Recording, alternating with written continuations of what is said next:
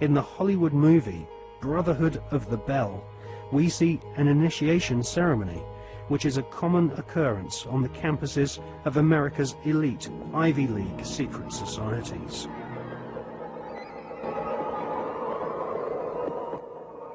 Mr. Patterson, Philip Everest Dunning, Mr. Chad Harmon, Mr. Dunning. Mr. Dunning, the Articles and Letters of the Brotherhood.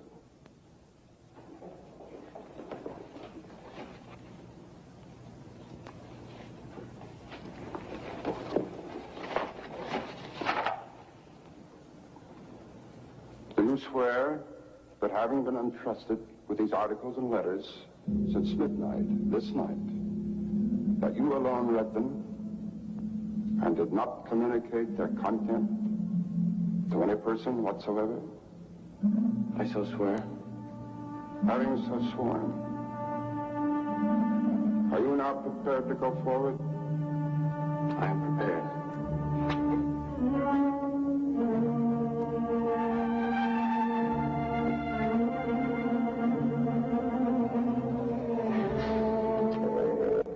Mr. Dunning, for over 200 years, Brothers of the Bell have been initiated before the spell, and in the same ceremony, at sunrise. 22 years ago, Mr. Patterson stood due east in your place, and I became his senior, as Mr. Patterson is now yours.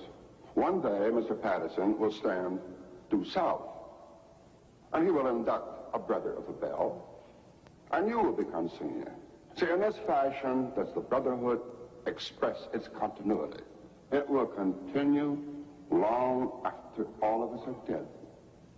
But that continuity depends upon one thing: obedience. Absolute obedience. If and when you are ever called upon by Mr. Patterson to pay your due bill, you must comply, whatever is asked of you. Well, that bill may come due tomorrow, in 20 years, or never. It will not be a matter of money. It will be an act of fealty, of loyalty to the Brotherhood of the Bell. Now, if you require anything at all, get in touch with your senior, and he will see to it that it's arranged for you. Are you ready for the oath? I am. The oath, gentlemen. I, Chad Dunning, do swear in absolute faith that I shall reveal no secret of the Brotherhood of the Bell, that I shall respect my brothers and myself, that I will act as they desire, secure their interests as if they were my own. And I pledge this, my honor, my fortune, and my life.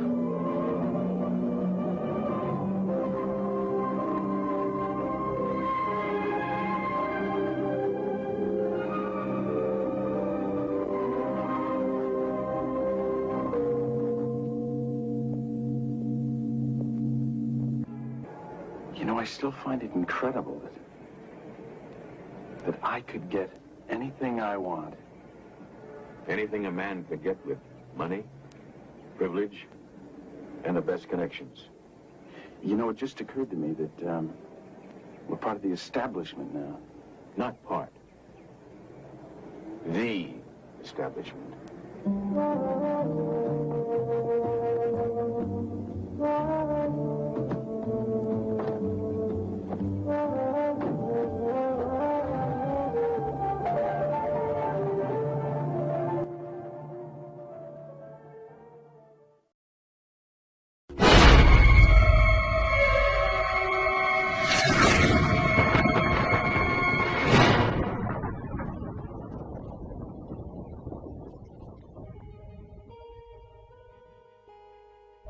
In her fascinating book, American journalist Alexandra Robbins claims to have unearthed a Skull and Bones plan to dominate the world.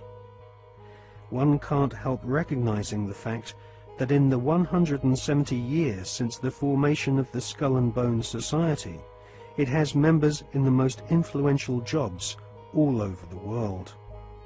New initiates seem to fall effortlessly into high-paid jobs within banks, media organizations, government agencies, and huge corporations which earn vast profits from government defense contracts.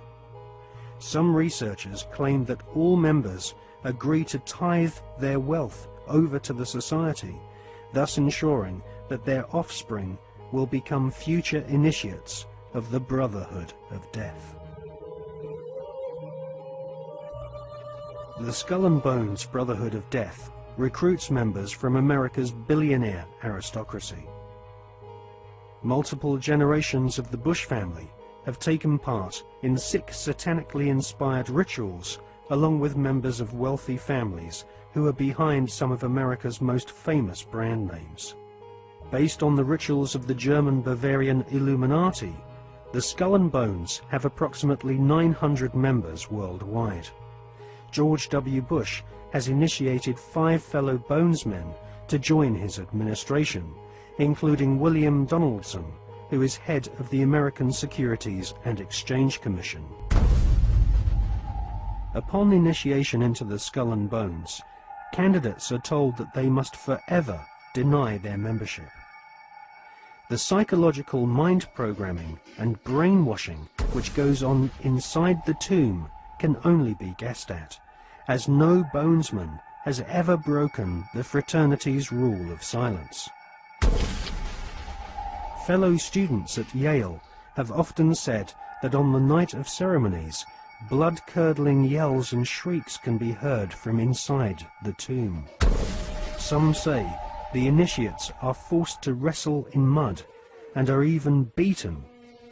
This technique has been used by the CIA and EST brainwashing organizations who seek to wear down the subject mentally and physically using a program of punishment and verbal abuse.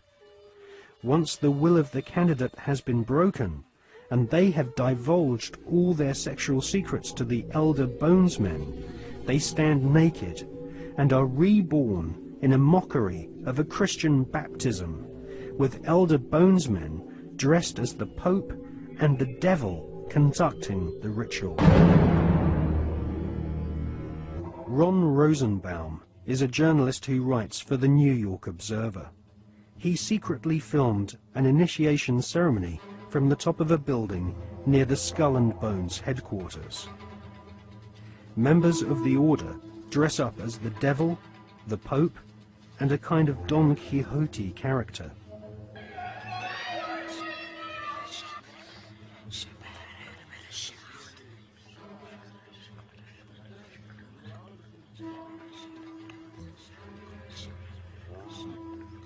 The Pope wears a white monogrammed slipper which rests upon a stone skull.